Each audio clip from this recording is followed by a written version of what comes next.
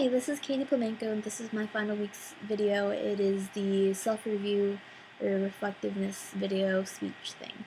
The first thing I want to talk about is what I was feeling during the presentation and prior to attending this, which is that I was feeling very, very nervous because I didn't really have any experience before doing this, at least not professionally or like having to do it for a grade or anything like that. So any and all speeches I had were with no consequence.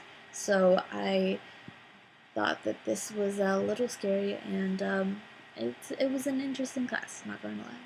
I feel comfortable with my communication skills now, and I feel like my performance experience is also a lot better now because I feel like I go through my flow better and I don't say and as much as I used to, or at least at a significantly less rate as I used to. And my delivery changed a lot, I think. Um, my challenges throughout the month were, I think week one was alright, it was decent, and I was just trying to figure out what programs to use. And the same thing with week two, though I had a few technical issues later on where the time management wasn't exactly as spectacular because I didn't think it would take as long as it did for some things, and I know I had problems getting my PowerPoint and visual and video to appear at the same time, so I had technical issues with that. Week three was a lot of trying to figure out what I wanted to say, which was my issue, and week four, I think my only issue so far is possibly getting this together on time and the time crunch in between answering all the questions. For visual presentation, I think that my major thing that I learned is that I used to write a lot of information per slide. I would just cram those slides full of like information and not very many visuals, and I feel like that probably didn't help. And because of this class, I feel like I'll have a lot more things that are visually appealing to the eye and not so many words because that's just a pain to read, honestly, and I'm telling you that stuff anyway. I was nervous during a lot of my presentations, which is part of the reasons why I stumbled around a lot. But I feel like, especially now, I'm a lot more confident with what I'm doing. The audience responses, I didn't really get many, but I think out of the ones that I did, they weren't too bad. The kind of response that I offered were usually written towards other people, and they were mostly a few good things that I liked about it, followed by like a thing or two that I would suggest that they would fix. And I feel like they benefited from it because they knew what other people thought and an outside view on it. I spent my time spent practicing my speeches a lot. Actually, I'm pretty sure I at least practice an hour or two before each speech. And I knew it took me at least an hour or two to get a speech out.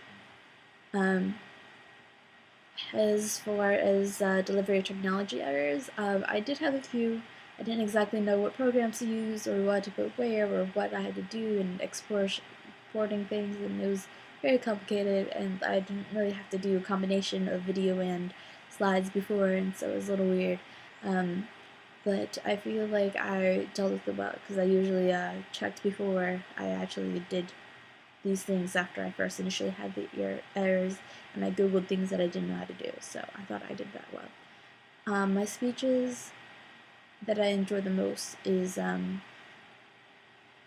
I have to say the introductionary one because I felt like I got to know a lot of our classmates because of it, and I thought it was an interesting thing to do initially. I learned a lot from TED this month just because I watched the videos that you guys suggested along with the few ones that I was interested. I know Sir Ken Robinson was a great influence this month because he had a lot of charisma while he was talking, which I thought was entertaining, and his views on like the school system and everything were spectacular because I completely agree with it, and it's our times are changing, so I thought it was interesting. What I learned from Nancy was that it helps to incorporate story and have like one interest point and to have like a point where you're trying to explain and to expand that and get people interested. Gar Reynolds, I learned that I need to simplify things a lot, so there's that. Do you think my biggest delivery challenge was biggest is the stumbling over words and such. I say a lot.